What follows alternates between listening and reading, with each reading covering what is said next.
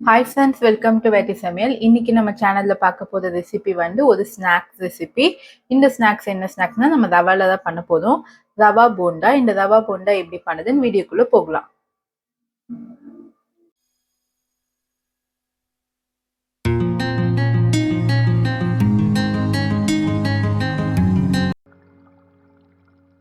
Friends, இந்த ரெசிபிக்கு தேவையான பொருட்கள் என்னென்னு பார்க்கலாம். நான் ரவா வந்து 3/4 கப் எடுத்திருக்கேன். 3/4 கப் ரவைக்கு வந்து நான் 1/2 கப் தயிர் எடுத்திருக்கேன். நெக்ஸ்ட் ஒரு 1/4 கப் வந்து மைதா மாவு எடுத்திருக்கேன். அதுக்கப்புறமா வெங்காயம் வந்து ஒரு சின்ன வெங்காயம் பொடியா நறுக்கினது, மிளகு ஒரு 1 டீஸ்பூன், சீரகம் ஒரு 1 டீஸ்பூன், நெக்ஸ்ட் கருவேப்பிலை, கொத்தமல்லி, பேக்கிங் சோடா வந்து நான் ஒரு 1/4 டீஸ்பூன் எடுத்திருக்கேன். நெக்ஸ்ட் உப்பு, அதுக்கப்புறமா இஞ்சி பொடியா நறுக்கினது.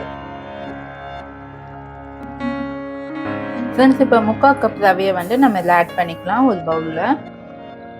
நெக்ஸ்ட் 1/4 கப்பு மைதா மாவு, இது கூட பேக்கிங் சோடா ஒரு 1/4 டீஸ்பூன், உப்பு வந்து ஒரு 1/2 டீஸ்பூன். இப்போ இதெல்லாம் நம்ம நல்லா மிக்ஸ் பண்ணிக்கோங்க.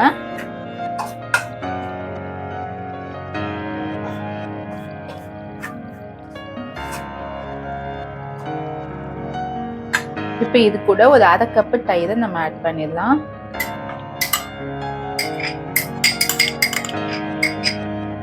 ஆட் பண்ணி இதை நல்லா மிக்ஸ் பண்ணிக்கோங்க.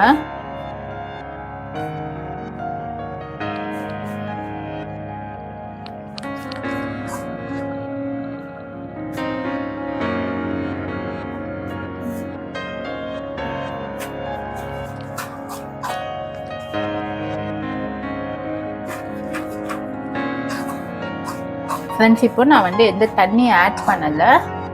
தண்ணி ஆட் பண்ணாமல் இதுலேயே வந்து நல்லா மிக்ஸ் பண்ணிக்கோங்க. மிக்ஸ் பண்ணிவிட்டு ஒரு 5லேருந்து ஒரு 10 நிமிஷம் இதை நல்லா ஊற விட்டுடலாம். இது ஊறினா வந்து நல்லா நமக்கு கெட்டியாயிடும். அதுக்கப்புறமா நமக்கு தேவையான மாதிரி தண்ணி ஆட் பண்ணி நம்ம போண்டா பண்ணிக்கிறோம். ஏன்னா ரவை வந்து நம்மளுக்கு நல்லா ஊறினாதான் போண்டா நல்லா சாஃப்டாக இருக்கும்.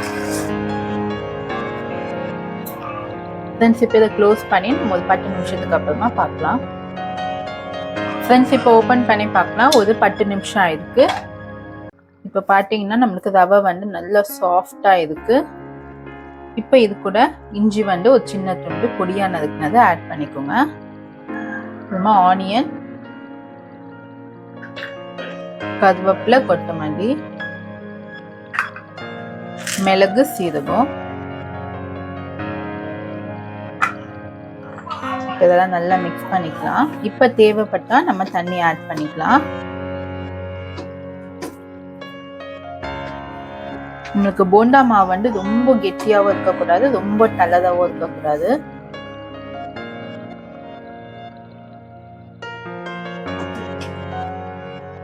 நிறைய தண்ணி ஆட் பண்ணிட்டீங்கன்னா உங்களுக்கு எண்ணெய் ஜாஸ்தியா இழுக்கும்.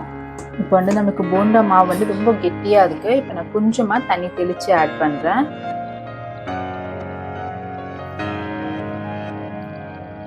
ஃப்ரெண்ட்ஸ், இப்போ இது கூட பச்சை மிளகாவும் நம்ம ஆட் பண்ணிக்கலாம். முன்னாடியே ஆட் பண்ணிடுங்க, நான் வந்து மறந்துட்டேன். இப்போ ஒரு பச்சை மிளகா அளவு நான் நல்லா பொடியாக நறுக்கி வச்சுருக்கேன். இப்போ இதில் ஆட் பண்ணிவிட்டு இப்போ இதையும் நம்ம மிக்ஸ் பண்ணிக்கலாம். நம்மளுக்கு இந்த போண்டா பண்ணதுக்கு அப்புறமா இது ரவையில தான் போண்டா செஞ்சோன்னு சொல்லி கண்டுபிடிக்கவே முடியாது. அவ்வளோ சாஃப்டாக உளுந்து போண்டா போல இருக்கும். ஃப்ரெண்ட்ஸ், இப்போ வந்து எண்ணெய் வந்து நமக்கு நல்லா காஞ்சிருக்கு. இப்போ சின்ன சின்ன பால்ஸாக எடுத்து நம்ம போடலாம்.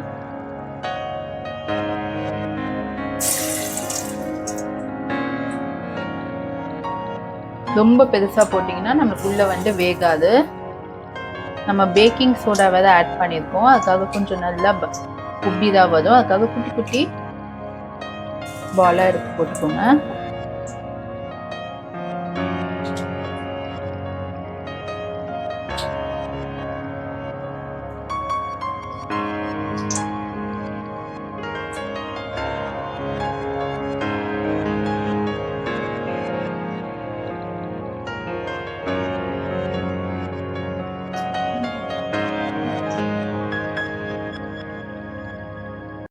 ஃப்ரெண்ட்ஸ், இப்போ பாருங்க, இப்போ நம்மளுக்கு போண்டா நல்லா வந்து கிறிஸ்பியாக ரெடி ஆயிடுச்சு. ஃப்ரெண்ட்ஸ், இப்போ வந்து நீங்கள் இந்த மாதிரி கொஞ்சம் மாவு எடுத்து கிட்ஸுக்கு வந்து நீங்கள் இந்த மாதிரி ஸ்டிக் மாதிரி நீங்கள் செஞ்சு கொடுக்கலாம். டிஃப்ரெண்ட் ஷேப்ஸில் நீங்கள் இந்த மாதிரி செஞ்சு கொடுக்கலாம். இந்த மாதிரி பண்ணி கொடுத்தாலும் அவங்க நல்லா விரும்பி சாப்பிடுவாங்க.